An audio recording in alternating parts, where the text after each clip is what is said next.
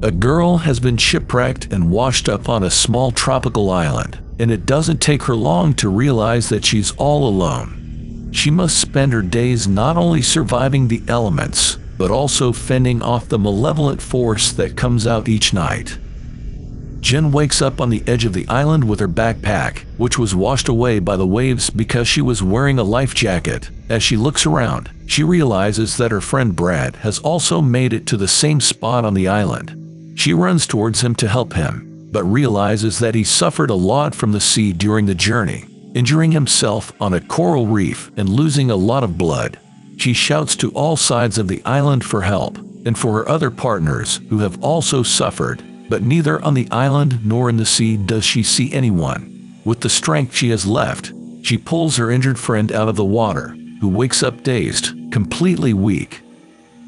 She realizes that in order to save him, she needs to remove the coral that is stuck in his belly. But as she pulls it out, she can't contain the blood, which gushes out even though it's been stopped. At that moment, Brad sees things and talks to her, asking if she can see them too. Jen goes to find some water to give him, with the intention of making him feel better. As she walks around the island, she finds a coconut and does everything she can to open it. She goes back to her friend, but finds him already lifeless. With the death of her friend, she goes in search of others, walking around the island, which is small, and soon realizes that she has turned around, finding Brad's body again. Then she enters the woods, barefoot. The place seems to be completely empty of people, but as she walks around for a while, she finds some objects left by people who have also passed through. A bag, a cooler, where she finds bottled drinks, a bottle of coffee, and a small box with various objects, including a matchbox.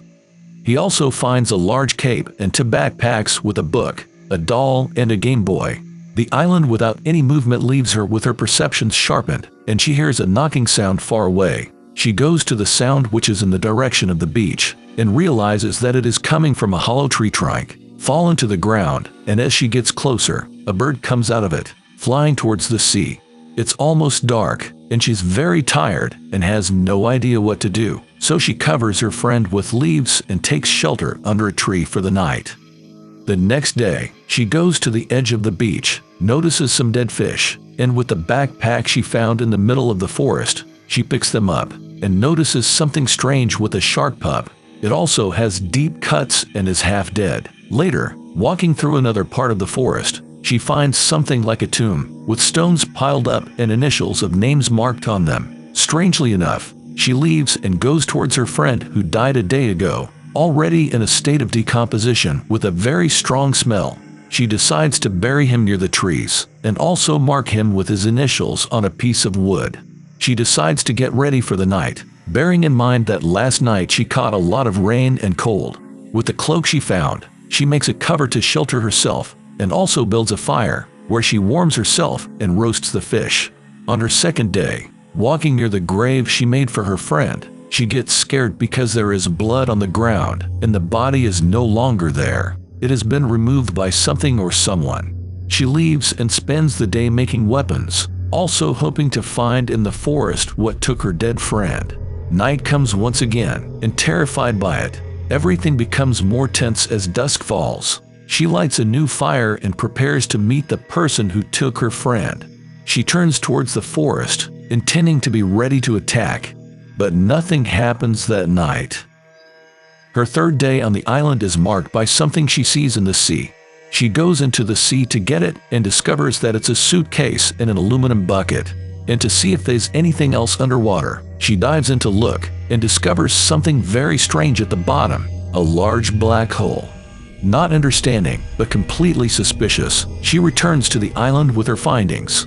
Inside the suitcase are clothes, a bikini, and a pair of shoes. At night, she notices a plane passing right over the island, and she hurries to use the flare. She tries it once and fails. The second time, with the plane farther away, she manages to shoot that red light into the air, and she watches until the light disappears into the sea.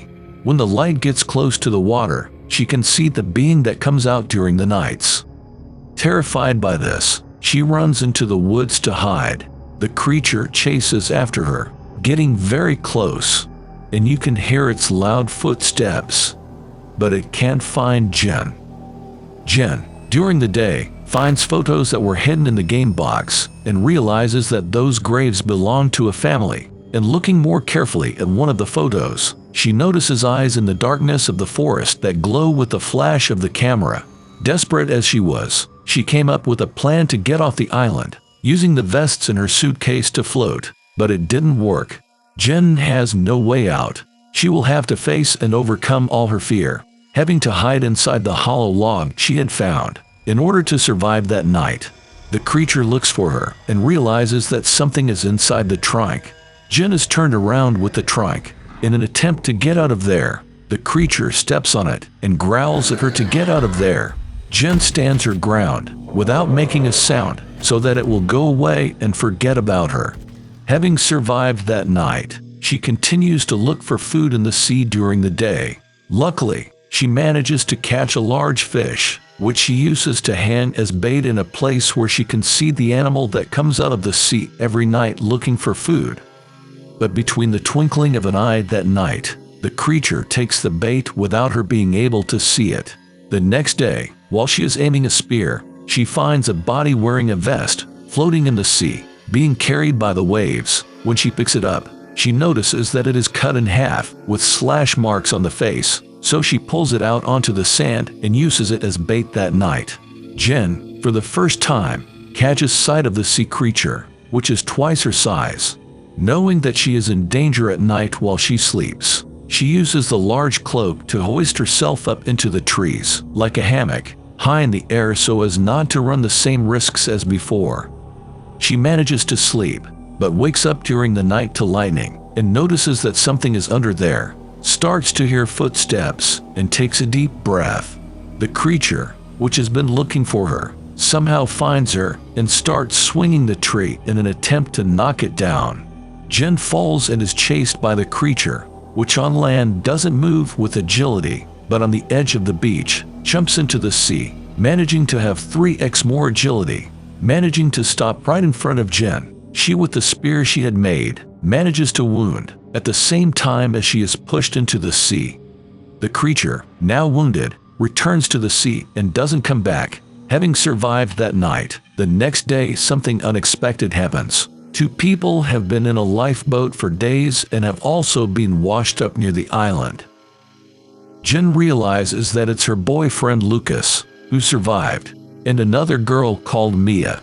When they arrive on the island, Jen tries to explain everything she experienced during those terrifying days with the sea creature that prowls the island, and asks the 2 of them that as soon as they are ready, they should all get back in the boat and get away.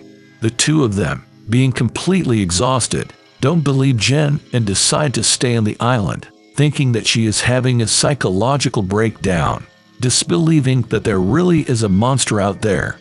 Jen decides to give them more time to think, and before she goes to find more food, Lucas gives her a Swiss Army knife, which is next to his bunch of keys, to help her. Gathering food for up to a week in the cooler, Jen prepares to leave the island without the 2 of them noticing, as she can't bear to stay another night risking her life on the island. She grabs the dinghy and tries to drag it out to sea, but is stopped by the 2 of them in a fight in which she is hit on the head by Mia. Jen only wakes up in the night from that shock and realizes that she is trapped, tied to a tree. Completely annoyed with the 2 of them, she insists that they should all get out of there as soon as possible. Mia leaves to give them more space, going to walk by the sea. While Lucas and Jen are talking, Mia is attacked. Lucas tries to help, but Mia is dragged out to sea. The next day is one of preparation. Jen and Lucas are ready to flee the island. They push off and manage to reach the open sea with the dinghy, but the creature that Jen had only seen during the night on the island is now underneath them, trying to capture one of them. The creature presses the bottom of the dinghy until it pierces, and with a flare gun they try to drive the creature away. For a while they manage to free themselves, but suddenly Jen is pulled to the bottom of the sea. While she is being taken to the bottom in the hope of trying to save herself, she remembers the Swiss Army knife given to her by Lucas, and she pierces the being, who releases her at the bottom of the sea. Lucas jumps into the sea to try to help, but that is his last moment of life, being dragged into the black hole at the bottom of the sea, where the creature lives.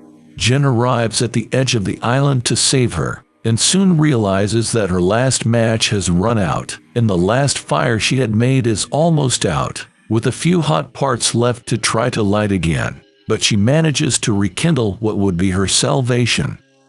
From that moment on, she is alone again, about to live through another night of terror. Almost defeated, she realizes that this could be her last day alive, so she writes a letter, which will serve as proof of everything she has lived through. She tells the story of the boat that sank in a storm with a group of friends, and tells the names of all those in her group who are dead. He prepares himself with everything he can. He removes bodies from ancient tombs, with the intention of making spears from the bones, prepares many other sharp pieces of wood, and on the ground at a certain point on the island, he makes a kind of fence with pieces of dried leaves, branches, wood, and anything else that can catch fire quickly. Night comes, and she's ready this time to await the massive sea monster with his plan. With only a fire burning, she attracts the eyes of the creature, which enters the forest looking for the smell of many fish left in the middle of the enclosure. And when the creature arrives on the area, she hides and starts to set fire to everything, making it surrounded by fire, at which point she waits for the right moment to appear and hit the creature with her bone spears, which pierce and injure the creature. Several times, a fight for survival takes place. Jen is also injured, but she stabs the creature several times, and even though it is powerless, it runs after her and is killed when it falls to the ground, its head removed with a piece of bone. Jen survived and continues to survive on that small island. Don't forget to like this video and to subscribe to the channel. Here are 2 more videos from the channel for you to keep watching. Turn on notifications with the little bell. See you next time.